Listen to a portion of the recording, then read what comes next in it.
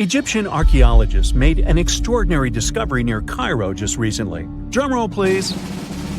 The most ancient and most complete mummy yet discovered in the country. Yes, they were keeping it under wraps. The 4,300-year-old mummy was found in a group of tombs close to the step pyramid of Djoser, dating back to the Egyptian Old Kingdom. It was covered in layers of gold. The team also found several other tombs, including one belonging to an ancient Egyptian official and another belonging to a secret keeper who had the power to perform special ceremonies. Another interesting tomb was that of a writer, which featured the largest statues ever found in the area. This vast burial site is also home to more than a dozen pyramids and resting grounds. Probably one of the most famous mummies in the world is that of Hatshepsut. She ruled Egypt like a boss for around 20 years, building all sorts of impressive buildings and creating new trade routes. But when archaeologist Howard Carter found her tomb in the Valley of the Kings, her sarcophagus was empty. However, Carter did find 2 coffins in another tomb, one of which belonged to Hatshepsut's wet nurse and the other to an unknown woman. In 2006, a team of specialists decided to investigate whether that mysterious lady was the queen herself. They found a molar tooth in a wooden box with Hatshepsut's name on it, and when they compared it to a gap in the mummy's mouth, it was a perfect match. Ramses II was a pretty impressive ruler, but it was his mummy that eventually made history. Now, we don't hear too much about his daddy. Okay, I'll stop. Ramses is considered to be the most powerful pharaoh in all of Egypt, as he reigned for a whopping 6 decades. He also lived to be over 90 years old. Now that's pretty amazing, considering the time he lived in. Ramses II supposedly had over 100 offspring too. Talk about a big family. When he passed away, his body was originally buried in the Valley of the Kings, but some sneaky guys tried to rob his tomb of all his treasures. Officials back in the day weren't having any of that though, so they moved his body to a secret location to keep it safe. Fast forward to the 1800s, and Ramses II's mummy was discovered along with a bunch of other rulers and important officials. But it wasn't in the best condition, so archaeologists flew it to Paris to get it, pampered. Problem was, he couldn't just be transported into another country. The only solution available was to give Ramses II his own passport. His occupation was listed as king, and the document even featured his photo. Most mummies aren't necessarily known for having the most hydrated skin. But that of an ancient woman, also known as Lady Di, proves otherwise. No, not that Lady Di. This wealthy lady from ancient times was discovered in an ornate tomb in 1971, and she looked fabulous, if we can say so about a mummy. Thanks to the special conditions in her tomb, like the moisture in the environment and the lack of oxygen, her body was almost perfectly preserved. Her skin was soft, her hair was on point, and she was still flexible. The museum that now proudly displays her mummy also shows a ton of fancy items that were buried with her, like dinnerware and musical instruments. Archaeologists investigated the mummy further and discovered that she passed away from a heart attack at around 50 years old. Even though it hasn't been around for over 2,000 years, Lady Di is still making history. The mummy of Otzi the Iceman was discovered in the Alps in 1991. Austrian authorities initially thought he was a modern mountaineer because he was so well preserved. Turns out, he was actually from the Copper Age. He was found in a mountain pass over 10,000 feet above sea level. Through studying his mummy, we've learned so much about life in Copper Age Europe. For example, we know that he was a native of Central Europe and enjoyed eating meat. He also suffered from arthritis, narrowing arteries, and intestinal problems. But he likely used acupuncture and medicinal herbs to treat these conditions. And apparently, he was pretty handy with tools. He sharpened them just days before his untimely demise. Who knows if he was expecting trouble or just getting ready for some routine work. Now, King Tut and his story is most likely the one that made all mummies famous. This pharaoh passed away at the young age of 19, more than 3,000 years ago. But his mummy is still one of the most well-known in the world. When his tomb was opened in 1922, people went wild because it was still intact, unlike many other royal tombs. It had some seriously blinged-out coffins, including one made of solid gold. Not only did Tut's tomb give us a glimpse into ancient Egyptian history, but his mummy also taught us a lot about the time he lived in. DNA analysis helped identify his parents and revealed that the pharaoh had a rare bone disorder that might have made walking a bit tough. Now, Ginger is most likely one of the coolest mummies you'll ever hear about. He's like a time traveler from 5,000 years ago who's still looking fly with his golden hair and perfectly preserved nails. Ginger was discovered in Egypt and is believed to be the earliest known mummified body. Before people even knew about mummification, they used to place bodies in shallow graves in the hot, dry sand. And since the sand absorbed all the water, bacteria couldn't reproduce and the body was preserved naturally. Now, scientists are not sure if Ginger's preservation was intentional or not, but since he was buried with some pottery vessels, it's likely that whoever buried him knew some serious preservation techniques. If you want to meet Ginger in person, he's currently chilling at the British Museum. One Dutch art collector bought a statue from Asia and ended up finding a weird discovery. The statue contained a mummy hidden inside. Unfortunately, the body was too fragile to move, so they had to leave it there. The coolest part is that this mummy is over 1,000 years old and was on display for 200 years before being encased in the statue. When scientists did a CT scan, they found out that the mummy was filled with paper scraps covered in writings. Experts think he might have done this thing called self-mummification, which is a pretty intense process involving a special diet and tea that makes your body less prone to bacteria. Only a few people could handle this ritual, and those who managed to do that were seriously respected. No other Egyptian queen has baffled scientists and historians like the stunning Nefertiti. Based on her statues, she was known for her slender neck, wide eyes, and high cheekbones. Her name translates to "the beautiful woman has come." Talk about living up to your name, huh?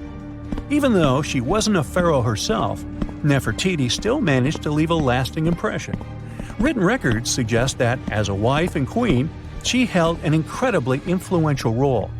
Because of her power, she was indeed admired, but she also managed to make quite a lot of enemies throughout her life. She was also related to King Tut, but not biologically. Rather, she was his stepmother. So far, locals have yet to identify her mummy, but that may soon change. A local Egyptologist who has been busy excavating tombs in the Valley of the Kings has found two mummies that he believes could be Nefertiti and her daughter. According to specialists, we may soon finally get a definitive answer about the identity of these two mummies. And if one of them does turn out to be Nefertiti, we could be in for a real treat. DNA analysis and CT scans of the mummy could give us the most complete and accurate image of the queen that we've ever seen. It's crazy to think that we've only scratched the surface of what lies beneath modern-day Egypt. Nefertiti ruled during a time of great power and prosperity in Egypt, but unfortunately passed away in a period of social turmoil, leading to her gravesite being lost. Now, where's my mummy? In 1850, French scientist Auguste Mariette went to Egypt looking for manuscripts, but accidentally found a head of a sphinx sticking out of the dunes. He cleared the sand and figured out the sphinx was guiding the entrance to some underground construction. Several months later, he finally entered the Serapeum of Saqqara. Inside, he found an enormous granite sarcophagi with remnants of 64 bulls. Scientists are still amazed by the tech that the ancient Egyptians used to transport those enormous boxes. The Serapeum was built around the year 3000 before the Common Era. It was an underground tomb built to honor the sacred Apis bulls of ancient Egypt. It had a long hallway, almost 500 feet long, with giant stone rooms on both sides. Some of the sarcophagi weighed as much as 50 average cars, and all of them were made with super precision, with exact 90-degree angles. These sarcophagi were beautifully decorated with hieroglyphs and carvings that told stories about the lives and importance of the Apis bulls. Now, there are 24 sarcophagi left. In ancient Egypt, Apis bulls were very special animals connected to the deity Ptah. They thought the bulls carried Ptah's spirit and wisdom, helped the pharaoh, and protected the Egyptians. Priests looked for special markings on young bulls to find Apis bulls. It could be a white triangle on its forehead, which symbolized divine light, a shape on its back like a vulture's wing, and a scarab shape under its tongue, which stood for rebirth. If a bull had these signs, they believed it was chosen by Ptah and treated it like royalty. The chosen bulls lived in a special temple in Memphis, the city where they worshipped Ptah. They received the best care and offerings from visitors who wanted their blessings. When an Apis bull passed away, it was treated with great honor and mummified. When Mariette entered the Serapeum, he noticed traces of rollers on the gallery's floor and found 2 wooden horizontal winches. Each had 8 levers. Later, other explorers saw double rails. The burial chambers were lower than the hallway floor.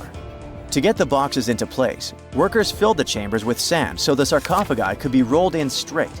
Then they slowly removed the sand to gently lower the boxes into perfectly cut spaces in the bedrock.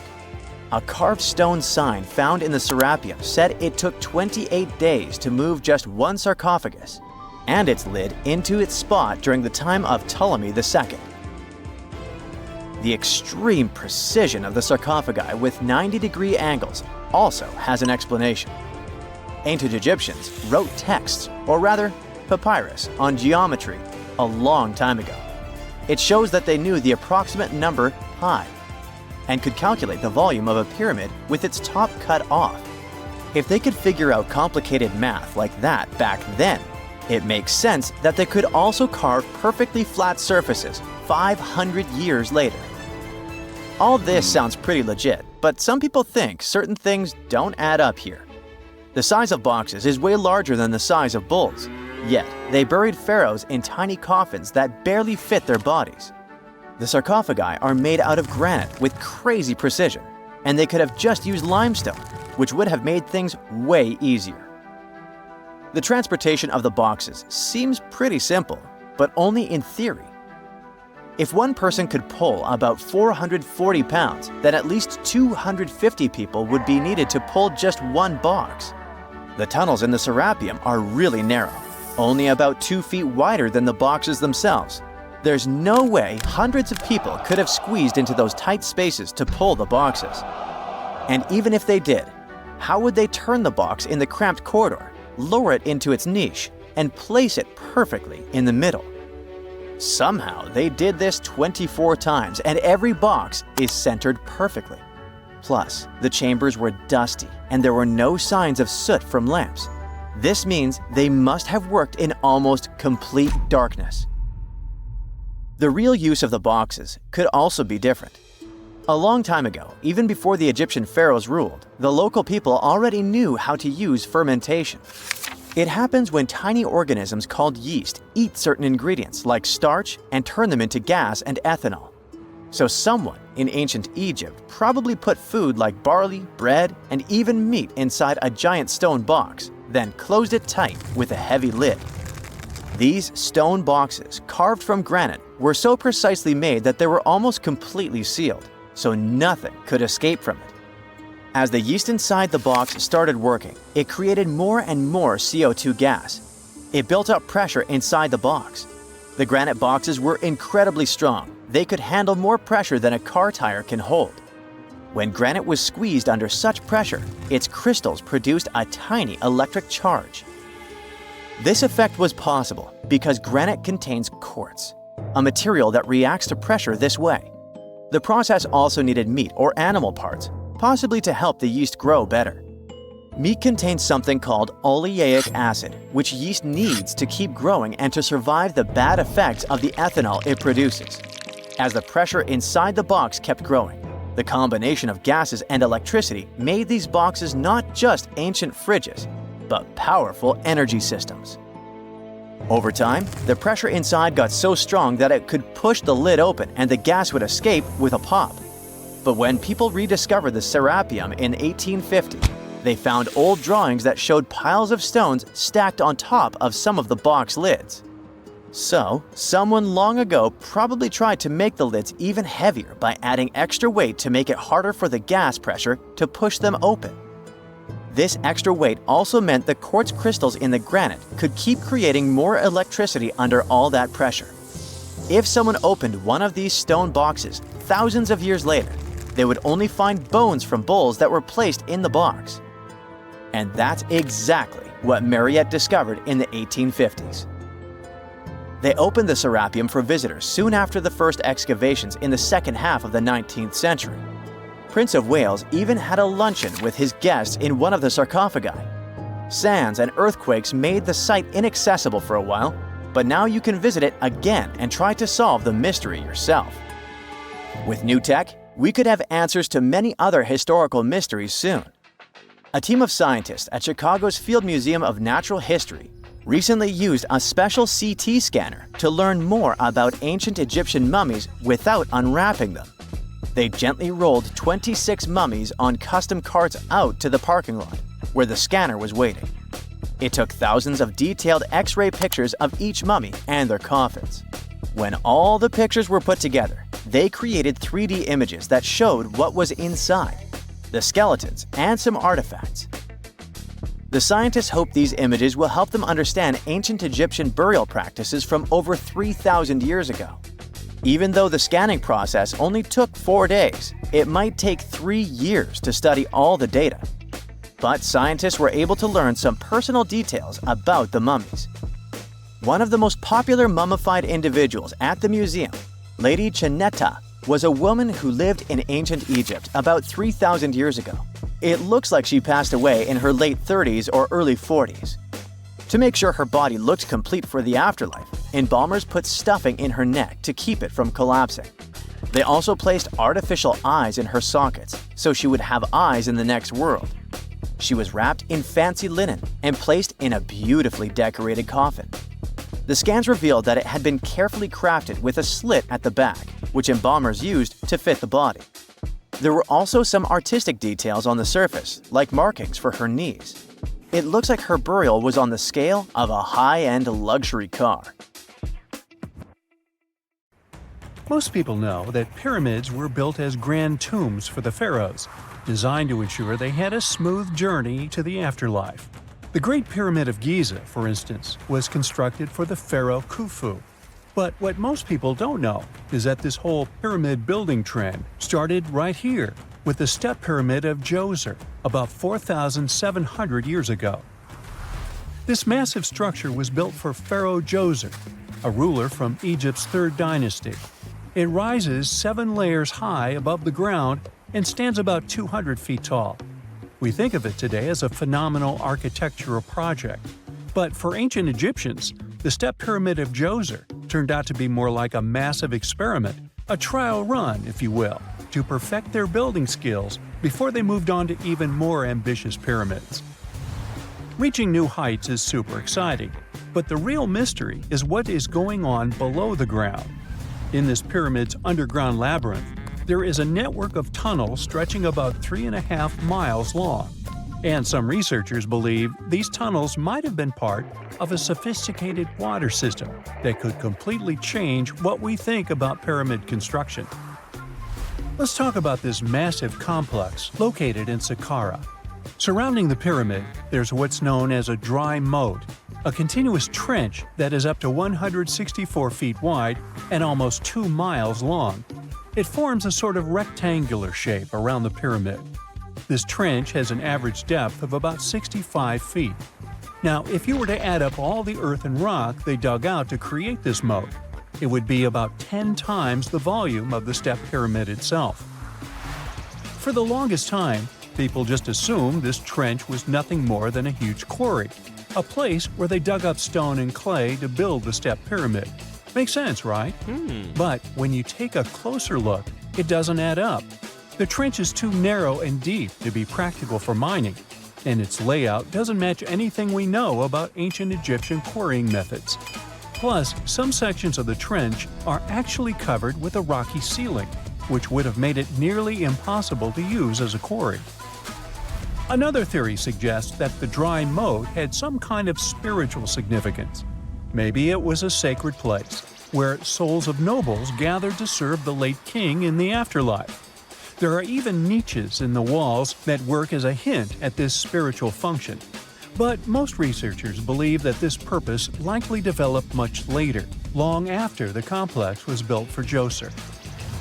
So, what was the moat really designed for? In 2020, a researcher came up with a pretty intriguing idea. It is possible that this trench was actually designed to collect and manage water, especially after heavy rainfalls. Now, that makes sense when you consider the location.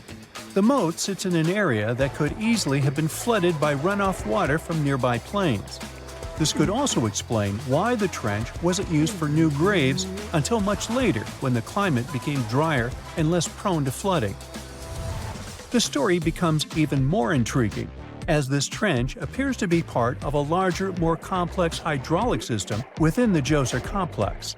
It is like the trench has several compartments, carefully carved out of the rock and connected by tunnels. These compartments likely served as a part of a water treatment system, where water would flow from one compartment to the next, getting cleaner as it moved along. Now, here is where things start to tie into the pyramid itself.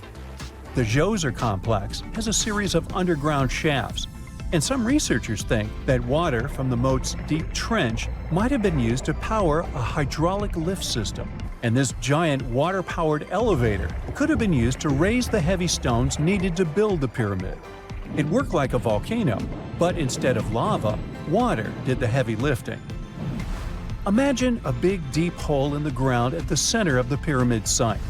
Inside this hole, there was a huge wooden platform, kind of like a giant raft that could move up and down. When the workers wanted to lift a heavy stone, they would fill the hole with water. As the water rose, the wooden platform started to float up, carrying the stone with it, almost like a giant water-powered elevator. When the stone reached the right height, the workers slid it off the platform and onto the pyramid. The idea is that water from the deep trench, after being cleaned and filtered, would flow into these shafts. A massive float, possibly made of wood, would then rise as the water filled the shaft, lifting the stones up to where they were needed for construction. Once the stone was in place, they'd let the water out, lowering the platform back down to the bottom, ready to lift the next stone. This fancy hydraulic lift system could have been a game changer, making the whole building process a lot faster and more efficient without using a lot of workforce. It is like the ancient Egyptians were already embracing the whole idea of work smarter, not harder. But of course, not everyone is on board with this theory. Some experts argue that the area where the step pyramid of Djoser was built couldn't have held enough water from occasional rains to maintain such a fancy hydraulic system. The main theory suggests that, in the past, there might have been some kind of lake nearby that would have filled up after a period of rain, and this lake could have supplied water to the complex's hydraulic system. But there is no mention of such a lake in any ancient Egyptian writings, so it might be more of a what-if situation than a reality. And then there's the issue of the hard work itself. Remember when I said this method could have allowed the ancient builders to raise stones with far less effort? Well, that might not be entirely true.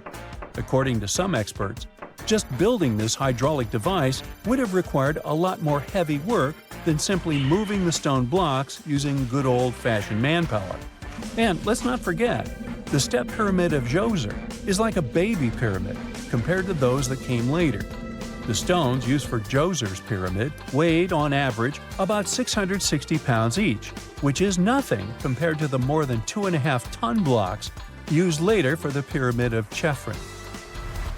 If this cool water lift theory gets completely ruled out, we still need to explain how this pyramid was built in the first place. To answer that, we need to rewind a bit and talk about the original plans. See, before Djoser's tomb became a pyramid, the idea was to construct a simple mastaba. This type of tomb was pretty common in earlier periods, a flat-roofed, rectangular structure with sloping sides. But after the original mastaba was finished, they decided to expand it a bit by adding more layers on top. And then they added even more layers, until the construction reached 6 distinctive steps, each one smaller than the previous. And they probably did all this by raising those heavy stones using ramps, not a water-powered elevator. There is still so much we don't know about the Step Pyramid of Djoser. More research is definitely needed to fully understand how this system worked, or if it even existed at all. But the idea of using water to help build the pyramid adds a whole new layer to our understanding of ancient Egyptian engineering.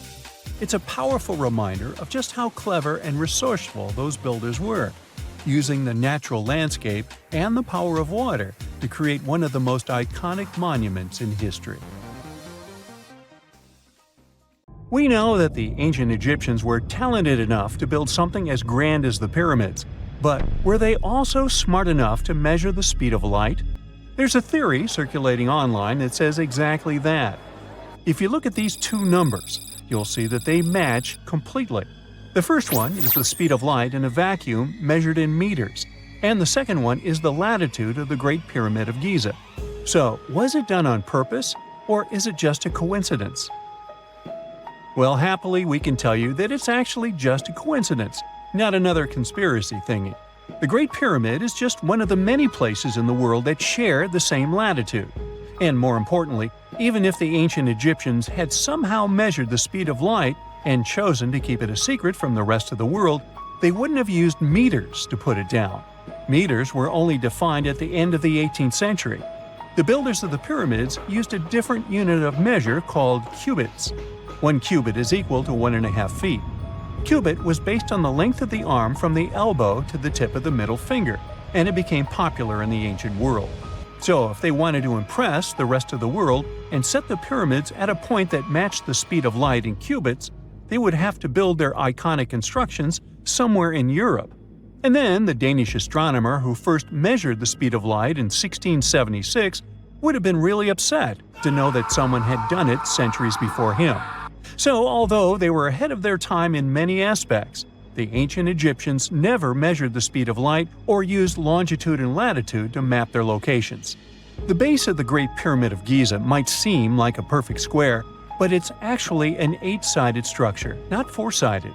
Each of its 4 sides has a subtle concave indentation that splits it evenly from base to tip. The official version is that a British pilot was the first to notice it in 1940 while flying over the pyramid. He took a photograph that showed shadows highlighting these indentations. Some people think these lines are only visible from above and can best be seen at dawn and dusk during the spring and autumn equinoxes. This has led to a freaky theory that the ancient Egyptians might have designed the pyramids to communicate with something looking at them from above. Now, the Great Pyramid is one of only 3 pyramids that used to have a swivel door. It weighed around 20 tons, but they could still easily open it from the inside. Its precise fit made it nearly invisible from the outside, with no visible latch or handle. There were only slight variations in the exterior stone that gave out an opening. The other 2 pyramids with similar doors belonged to Khufu's father and grandfather. The Great Pyramid also has a hidden void at least 100 feet long that was only found in 2017. We still don't know what lies within the space, what purpose it served, or if it is the only space of its kind. Researchers used the same tech to see through cathedral walls, Mayan pyramids, and even volcanoes. It depends on a natural shower of subatomic particles called muons. They pass more easily through empty space than through solid materials. So if they arrange multiple muon detectors around a structure, scientists can map out its solid and empty areas. A team of scientists placed muon detectors inside the Great Pyramid and allowed them to gather data for months. Scientists have analyzed samples of the mortar used to build the pyramids many times. Although we know its composition, modern technology still can't replicate it. The mortar is mostly made from processed gypsum, but it wasn't used like the cement we use for bricks today. Instead, they used it to support the joints between the massive stones as they were set in place. The estimated amount they needed to construct the Great Pyramid was around 500,000 tons of mortar. The gypsum mortar is stronger than the stones themselves and has held up for thousands of years. Now, all 4 sides of the Great Pyramid are aligned with the cardinal points – north, south, east, and west. According to geologist and engineer Glenn Dash, the alignment is accurate to within 4 minutes of arc, or 1/15th of a degree. The architects managed to achieve this without modern tools like drones, blueprints, or computers. Many researchers try to explain this construction miracle. Maybe they used the pole star or the sun's shadow. Dash recently proposed a new, simpler idea. The Egyptians might have used the autumnal equinox to align the pyramids. It happens twice a year when the Earth's equator passes through the center of the sun's disk, making day and night nearly equal in length. To test his theory, Dash conducted an experiment on the 22nd of September 2016, the first day of the fall equinox. He used a special rod the Egyptians had to cast a shadow and tracked its tip at regular intervals, forming a smooth curve. By connecting 2 points of the curve with a taut string, he created an almost perfect east-west line. Dash noted that on the equinox, the shadow's tip runs in a straight line, nearly perfectly east-west, and with a slight counterclockwise error. There's a similar error in the pyramids. Although his experiment was conducted in Connecticut, Dash believes that the same method would work in Egypt. All the ancient Egyptians needed was a clear, sunny day. They could determine the fall equinox by counting 91 days from the summer solstice. But they left us few clues, and no engineering documents or architectural plans have been found that explain their methods. So they might have mapped shadows, but it's not definite. Now, scientists have long wondered how heavy stone blocks were carried to the pyramid sites, and they might finally have an answer. A research team from the University of North Carolina, Wilmington, has discovered that 31 pyramids are likely to have been built along a long-lost ancient branch of the River Nile. It's now hidden under desert and farmland. For many years, archaeologists have thought that ancient Egyptians must have used a nearby waterway to transport materials, equipment, people, and whatever else they needed to build the pyramids on the river. But up until now, they weren't certain of the location, shape, size, or proximity of this waterway to the site of the pyramids. The group of researchers used radar satellite imagery, historical maps, geophysical surveys, and sediment coring to map the river branch. They believe it was buried by a major drought and sandstorms thousands of years ago. The team managed to go below the sand surface and get images of some hidden features thanks to radar technology. They found hidden rivers and ancient structures running at the foothills of where most of the ancient Egyptian pyramids lie. The discovery of this extinct river branch helps explain the high pyramid density between Giza and Lisht, in what is now an inhospitable area of the Sahara Desert. Now, Egypt isn't the only country with the most pyramids in the world. The champion's title here goes to its southern neighbor, Sudan. It has between 200 and 255 pyramids, compared to Egypt's measly 138. They were built by members of the Kingdom of Kush, an ancient civilization that ruled the lands along the Nile River many years ago. They started erecting pyramids around 500 years after the Egyptians had stopped doing it. Their pyramids are much smaller than the Egyptian ones, but were built for the same purposes. Archaeologists are still working to find out how the pyramids in the Sudan were built, how long it took to complete them, and what happened to their society. A gruesome discovery took place in Egypt some years ago. You want to hear about it? 16 human hands, carefully buried in 4 eerie pits. They didn't look too much like human hands at first, since they were abnormally large, but they were. Weirdly, there were only right hands. No left hands were in sight. It turned out that it points to the practice of an ancient dark ritual. Old Egyptian art and tales talked of a ceremony where warriors would present the right hand of their adversaries as proof of victory and ask for gold in return. Egyptians believed in the afterlife, so cutting off someone's hand meant you cut off their power eternally. Guaranteeing this type of defeat was interesting to the winning party. Here, the fight was between Egyptians versus Hyksos, who lived in what was once known as Canaan. Egypt has always been the center of some history-changing findings, and some time ago, this papyrus was found. If we stretched it open, it would be just a tad bigger than the height of a skyscraper. The world's tiniest skyscraper, which is located in Wichita Falls, Texas. When humans didn't write on their notes app, they wrote on this thing, made from the medulla of a papyrus plant. Around 2,000 years ago, ancient Egyptians wrote something reminiscent of a book where they describe most of their funerary traditions and their visions of the afterlife. It's considered one of the most important texts from ancient Egypt and is still sold in bookstores to this day. This ancient manuscript was unearthed from a chamber located just south of the Pyramid of Djoser, located in Saqqara. Oh yes, Djoser is the oldest pyramid in Egypt and not the Giza pyramids like most people think. So recently, the site of Saqqara buzzed with excited archaeologists who probably found one of Egypt's oldest complete mummies. They believe that this beautiful and well-preserved mummy was that of a wealthy man. He was discovered in a deep shaft, covered in layers of gold leaves. There are many symbols that show he was an important and wealthy man, like the band he wore on his head, the bracelet on his chest, and the fact that he was embalmed with a tunic, which was reserved for Egypt's finest. The most exciting part of the entire discovery was finding the resting place sealed with mortar, just as the ancient Egyptians had left it 4,300 years ago. Now this may sound weird, but back in 2008, archaeologists discovered a missing pyramid. Now it went missing because it deteriorated over the span of 4,000 years. Today, you can only see its base. It was a pretty important site back in ancient times.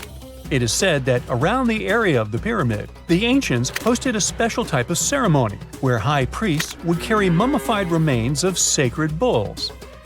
Now here's a fun fact. Ancient Egyptians believed that Apis bulls were earthly incarnations of the city deity of Memphis and was connected to rites of fertility. It wasn't just any Apis bull though.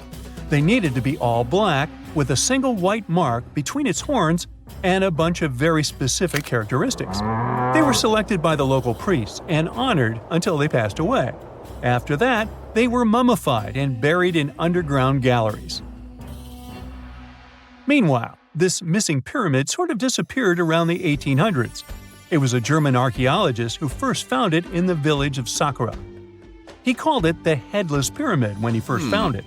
But then, years after the official discovery, the desert sand came along and covered the whole thing. There were some excavations between the 19th and 20th centuries, but they weren't too systematic. That's why scientists were so thrilled when they dug an entire pyramid's base after removing the 25-foot mound of sand that was covering it. Oh, and it turns out American archaeologists are excavating a cemetery in Egypt that could contain over 1 million mummified bodies. So far, archaeologists have dug around 1,700 mummies. One of the main differences from other classic Egyptian mummies is that these people weren't kings and pharaohs. They were commoners that most likely lived about 1,500 years ago, when Egypt was controlled by the Roman and Byzantine empires. The name of the cemetery is cool though, the Way of the Water Buffalo, just in case you want to check it out on your next trip. Other than bulls and buffaloes, ancient Egyptians also liked baboons. Are you seeing a pattern here? In the beginning of the 20th century, archaeologists discovered a site filled with mummified baboons in a place called, guess what? The Valley of Monkeys. An animal wouldn't have been mummified if it wasn't considered important. Certain animals were more important than others, since they were linked to specific deities. Jackals were connected to Anubis, the ancient god of the afterlife, and cats were likened to the female deity Bastet. Baboons were a pretty big deal, since they were believed to be connected to Thoth, the deity of wisdom and advisor to Ra, one of Egypt's supreme deities. The archaeologists who studied these animals weren't too happy. They think these baboons were kept inside and were deprived of sunlight for most of their lives. They had extreme vitamin D deficiencies and they were poorly fed. Maybe Thoth got angry with these baboon keepers. Just a guess. Since there's never a boring day for archaeologists in Egypt, they also found human mummies with golden tongues. Since Egyptians were all about the afterlife, they believed that golden tongues might help a person speak once they pass to the other side. I mean, it's a long shot, but hey, why not? Some of these mummies were placed in wooden coffins with goods, such as necklaces, pottery, golden artifacts in the shape of lotus flowers and scarab beetles, and iPhones. Just kidding. A new temple was also unearthed recently in Egypt. Scientists believe it was dedicated to honor Zeus Cassios. That deity would be a cross between Zeus, the almighty Greek deity of the sky, and Mount Cassios. While digging around the Sinai Peninsula in Egypt, archaeologists spotted 2 pink granite columns poking out of the ground, and bingo. They believe these columns represented the temple's front gate and collapsed during an earthquake many years ago. And speaking of deities, there weren't only super serious deities. Recently, scientists unearthed a golden ring in a city south of Cairo. No, Frodo, it's not magical. It was a normal gold ring, but it had the depiction of the deity of fun, officially named Bes. This deity is often described in sacred texts as a happy chubby dwarf. Today, many tattoos we get are sorta deprived of any sense and are made of aesthetic purposes only. In ancient Egypt, though, women would get tattoos as a token of protection for childbirth. That's what scientists think, at least. Around the Nile region, scientists found some mummies that had well-preserved tattoos, which is a rarity since the skin deteriorates so easily. 2 of these women tattooed their lower backs, and the drawings were simple. They were mostly pictures, including that same chubby dwarf we just talked about, Bes. He also had a side hustle as the protector of women during childbirth. Now, would you believe me if I told you ancient Egyptians invented robots? No? Well, that's because that's not entirely true. Sure, they were astronomers, mathematicians, and engineers, and somehow they also squeezed an eccentric invention into that package – an automated deity some scientists called Hathor. This wooden statue had been in the Metropolitan Museum of Art for years before someone noticed its secret. With the help of an X-ray machine, specialists discovered a mechanical operating system inside it. The pulley-like axis goes from the statue's shoulder to her left leg. When the system rotates, the statue raises and lowers her hand. Hey, pick me! I got my hand up here. If there's a question that still baffles archaeologists to this day, it's this one. How did the ancient Egyptians build those magnificent pyramids? As far as we know today, their resources were quite limited, especially in terms of tools and building materials. We still don't have a fully satisfying answer, but hey, we've got some pretty amazing theories worth considering. The leading contender among these theories involves the clever Egyptians employing a sneaky strategy. Now picture this. They constructed a slanted and curving mound made of bricks, earth, and sand encircling the pyramid to be. As the pyramid grew taller and taller, they simply increased the height and length of this wacky structure. It's like they were playing an ancient game of Jenga. Now, how did they get those massive stone blocks up there? Well, according to the legendary ancient Greek historian Herodotus, they used sleds, rollers, and levers. It sounds like they turned construction into a supersized game of tug-of-war. And guess what?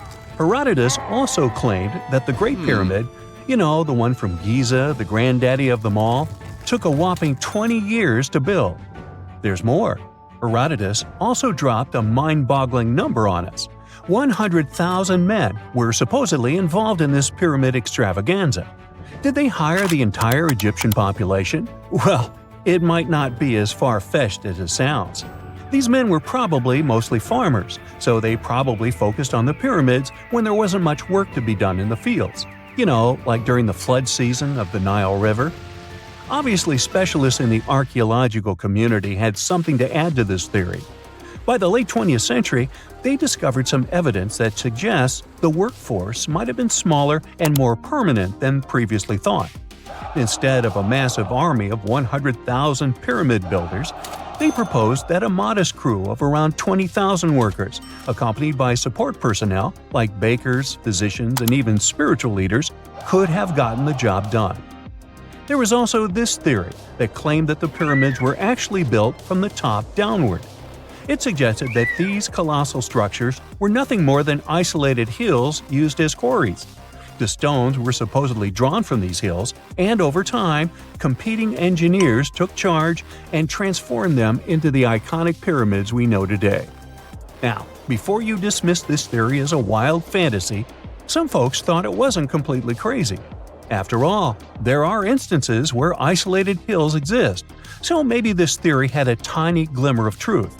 Whether it involved ramp building or ingenious work schedules, one thing is clear. Those pyramids have definitely left their mark on history and on our imaginations.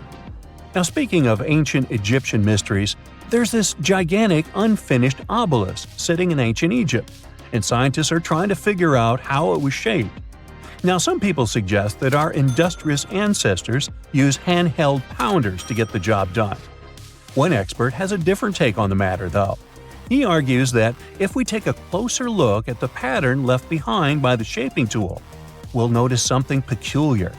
The walls of the trenches surrounding the obelisk display a neat and even pattern, which is pretty unlikely if they were pounded away by mere mortal hands. According to this expert, those horizontal striations are usually the result of a tool that takes breaks while removing material, leaving its mark on the surface. But wait, there's more. Imagine the tool being rocked back and forth against the trench walls, clearing away the waste to keep the trench from narrowing. Well, in that case, the tool might have left some funky horizontal striations where it was pressed against the sidewall. This sounds like some fancy technology at play, don't you think? And guess what? The dynastic Egyptians probably didn't have access to that kind of know-how. Another famous Egyptologist from way back also uncovered a bunch of core drills during his adventures. Although the actual drill bits are missing, his collection houses these particular core remnants made of limestone, alabaster, and even granite. These constructions aren't the only amazing thing the ancient Egyptians left behind, though. As it turns out, the Egyptians were the genius minds behind the creation of the handheld mirror. Yeah, that little mirror you use every day to check yourself out. But here's the twist. These mirrors are like pieces of art. They were decorated with inscriptions and figures. But that's not all. The Egyptians had a serious concern with their appearance. They knew the importance of personal hygiene and looking fabulous. So, in their quest for pearly whites, they invented toothbrushes and toothpaste.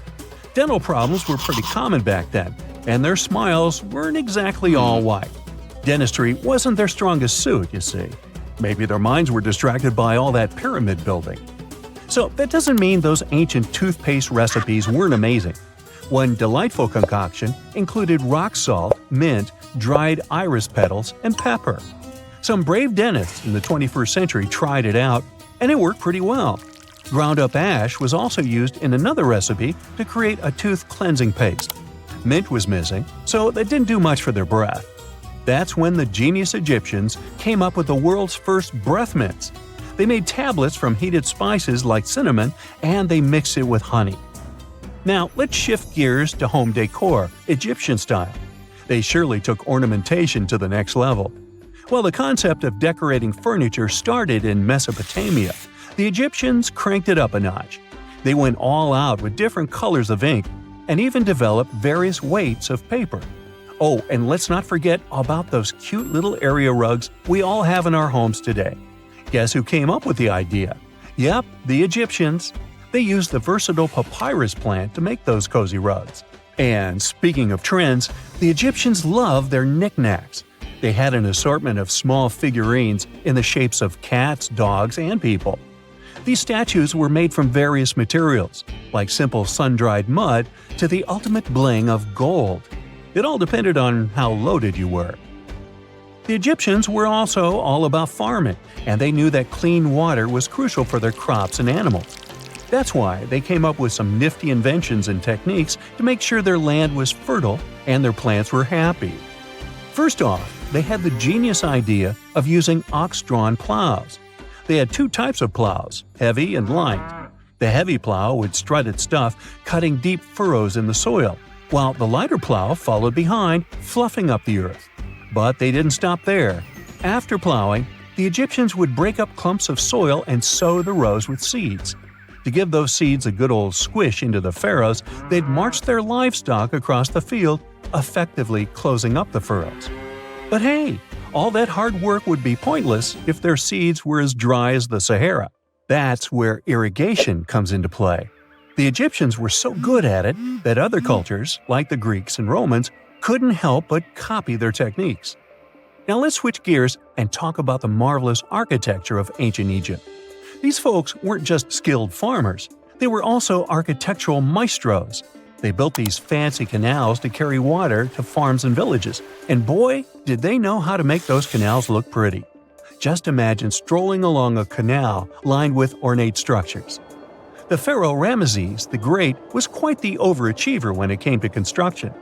One of his mind-blowing creations was the construction located at Abu Simbel. This building was designed so that twice a year, the sun would shine directly into it and illuminate the statues of Ramesses. And let's not forget about the corbelled arch. Without this architectural gem, we'd be missing out on some mind-boggling structures like the Great Pyramid. The Egyptians knew how to make things stand tall and proud, thanks to their engineering and construction wizardry. They built grand halls and inner sanctums that make your jaw drop, and some of these temples doubled as astronomical observatories.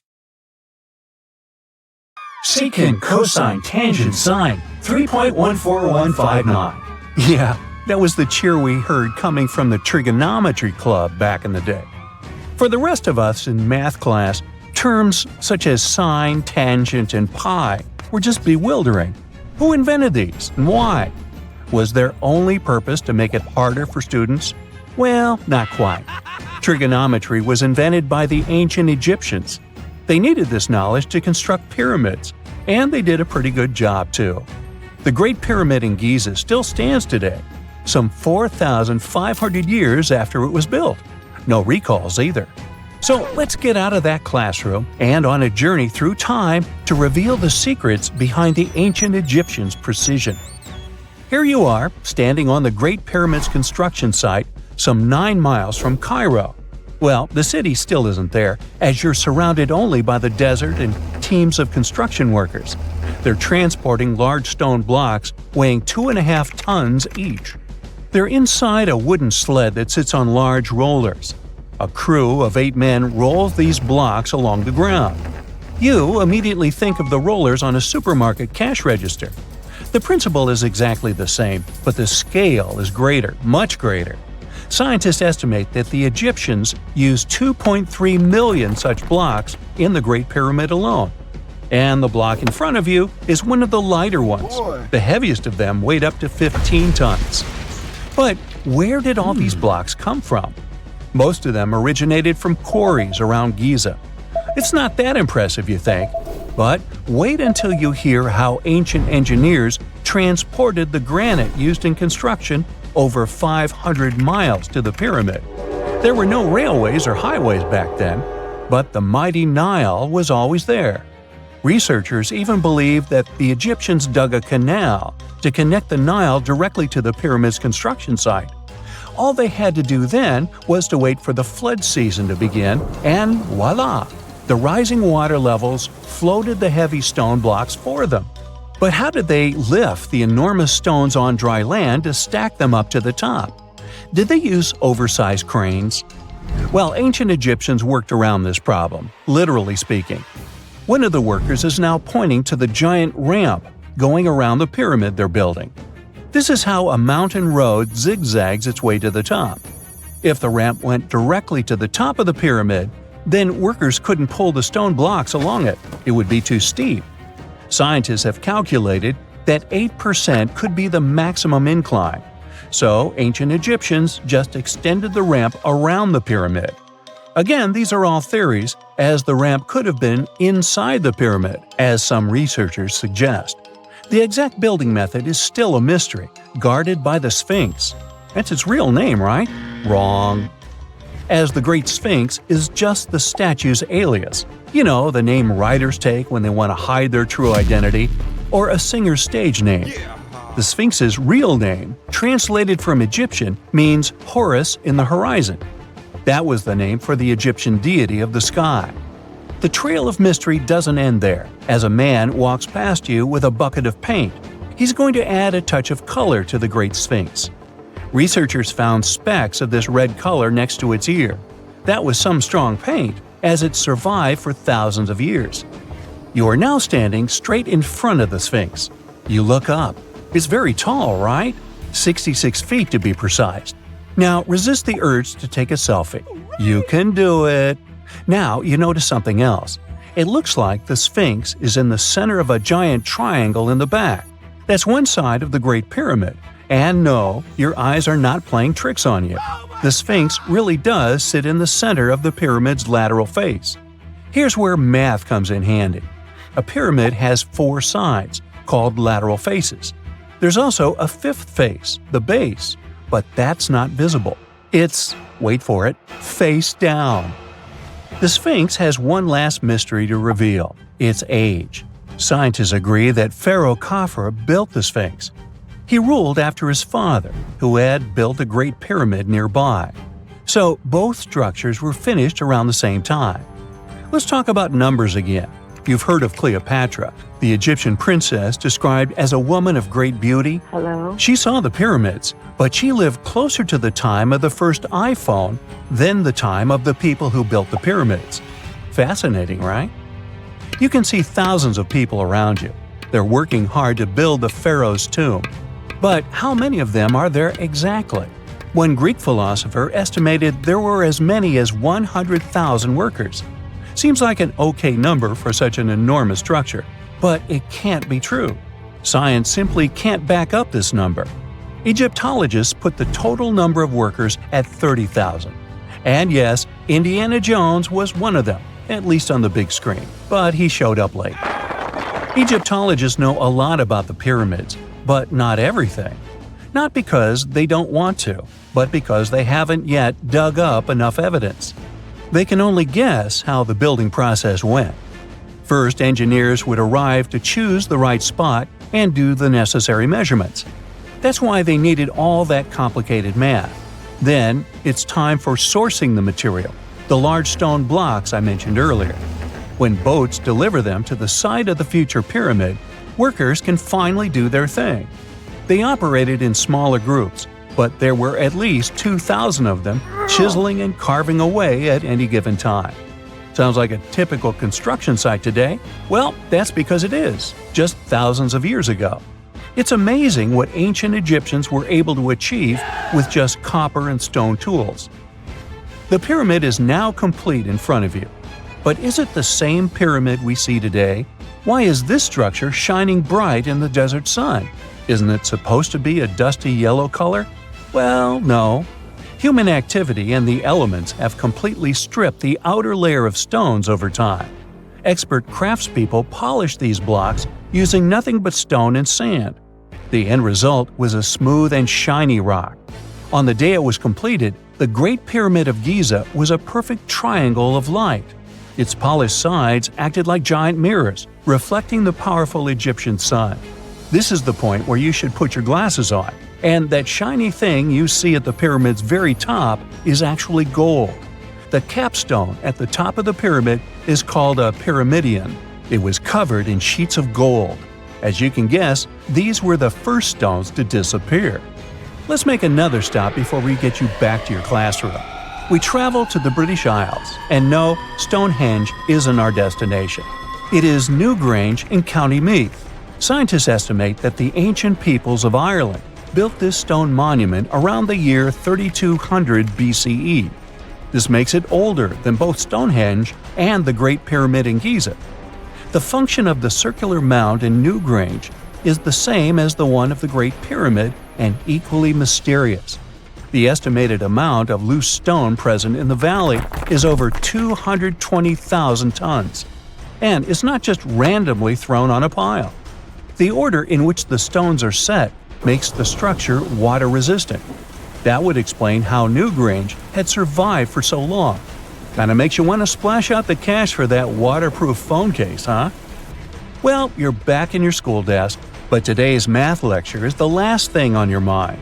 You're thinking about how great the Egyptian pyramids are, and if we have something similar today. It turns out modern engineers are just as impressed with the Great Pyramid as you are. There's a glass pyramid sitting in the main courtyard of the famous Louvre Museum in Paris. The panorama of San Francisco wouldn't be complete without the 48-story Transamerica Pyramid. But Las Vegas went the furthest. There we find the Luxor Hotel. It's so big that it's the third largest pyramid on the planet. And guess what's in front of it? Yup, a replica of the Sphinx.